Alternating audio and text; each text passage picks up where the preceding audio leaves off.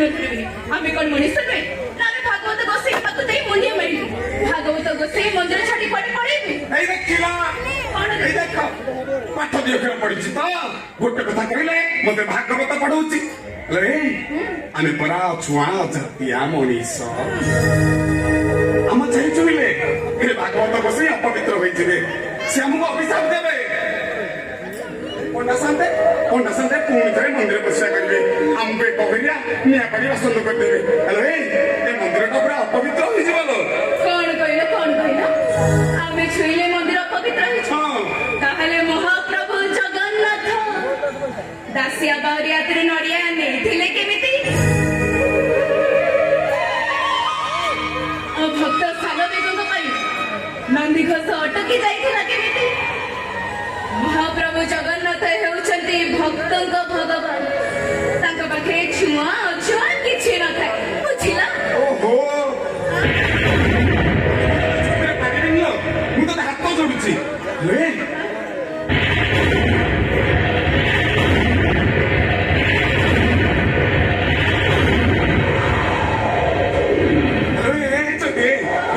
ବର୍ଷା ପବନ ମାରି ଆସିଲାଣି ଚାଲ ଆମେ ଘରକୁ ଯିବା ଚାଲ ମୁଁ ଚାହୁଁଛି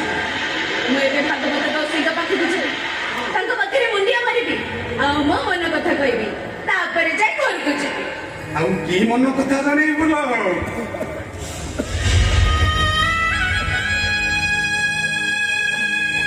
କେତେ ବଡ ବଡ ଡାକ୍ତର ପାଖକୁ ଗଲେ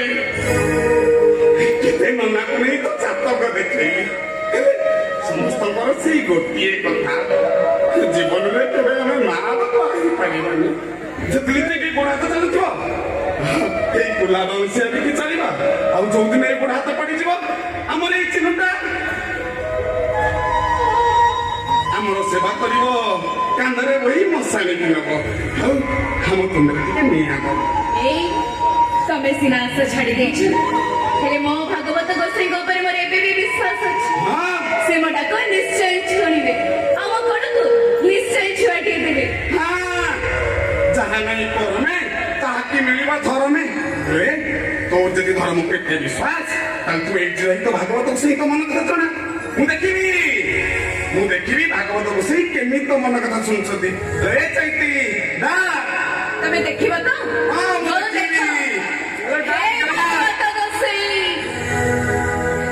ମୁଁ ଯଦି କାୟ ମନ ବାକ୍ୟରେ ତମକୁ ଭକ୍ତି କରୁଥାଏ ତମେ ତାହେଲେ ମୋ ଡାକ ନିଶ୍ଚୟ ଶୁଣିବ ପ୍ରଭୁ ମୋ ଡାକ ନିଶ୍ଚୟ ଶୁଣିବ ମୁଁ ଏଇଠି କରୁଛି ତମକୁ ଦଣ୍ଡବତ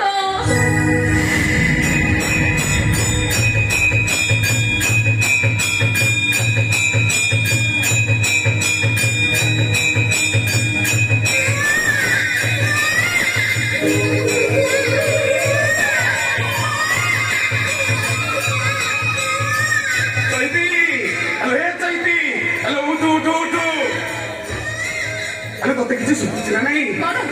କାନା କାନା ଏ କାନା ଗୋଟେ ଛୁଆଟେ କାନ୍ଦୁଛି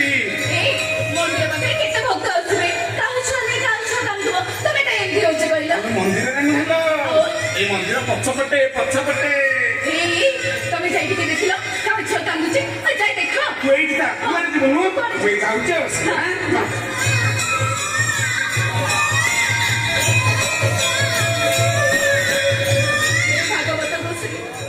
ଏ ଝିଅ ତମକୁ କେବେ କିଛି ମାଗିନି ହେଲେ ଆଜି ଏତିକି ଅଳି କରୁଛି ପ୍ରଭୁ ଆମ ଶୂନ୍ୟ କଳକୁ ଛୁଆଟିଏ ଦିଅ ଚୈତି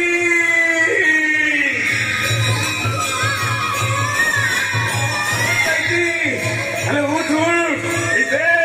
ଦେଖ ମୁଁ ଆଣିଛି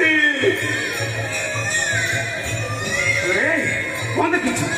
ଗୋଟେ କୁଆରୀ ଛୁଆକୁ ପଡବାଇଲା ଗୋଟେ କୁଆରୀ ଝିଅ କୁଆରୀ ବୟସରେ ମା ହୋଇ ଲୋକ ଲଜ୍ଜା ସହି ପାରି ଏଇ ମନ୍ଦିର ପଛପଟେ ୟା ବୁଦାମୂଳରେ ପକେଇ ଦେଇ ପଳେଇ ଆସିଥିଲା ମୁଁ ପରା ତାକୁ ନେଇ ଆସିଛି ଦେଖିଲ ସେ ଝିଅ ନା ପୁଅ ଆରେ ତୁ ଏମିତି ହୁଣ୍ଡିଟା ବେଟା କଣ ହଉଛି କିଲୋ ଆରେ ମୁଁ କଣ ଦେଖିବି ଦେଖିବୁ ନେ ହଁ ଆରେ ନେ ଆରେ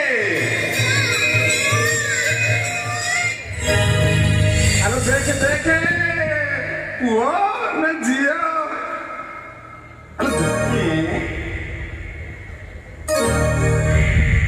ଦେଖେ ପୁଅ ନା ଝିଅ ଝିଅ ମୁଁ ଜାଣିଥିଲି ଝିଅଟେ ବୋଲି ତୁ ମୁହଁଟାକୁ ଶୁଖେଇ ଦେଲୁ ନା ଲେ ଚାକିରି କନ୍ୟାଦାନ ଠାରୁ ମହାନ ପୁଣ୍ୟ ଏଇ ଜଗତରେ ଆଉ କିଛି ନାହିଁ ଲୋ। ସେଦିନ ରାଜା ଦଶରଥ ରାଜା ଜନକକୁ ଯାଇ କହିଲେ ହେ ରାଜା ଜନକ ଆପଣ କନ୍ୟାଦାନ କରି ମହାନ ପୁଣ୍ୟ ଅର୍ଜନ କରିଛନ୍ତି। ଆମେ ବି ସେମିତି କନ୍ୟାଦାନ କରି ମହାନ ପୁଣ୍ୟ ଅର୍ଜନ କରିବା ଲୋ। ଆଲୋ କିଛି ନହେଲେ ନାହିଁ ହି ମଲା ବେଳେ ଆମ ମୁଣ୍ଡ ପାଖରେ ବସି ଭାଗବତ ପଢିବ। କଣ କହିଲେ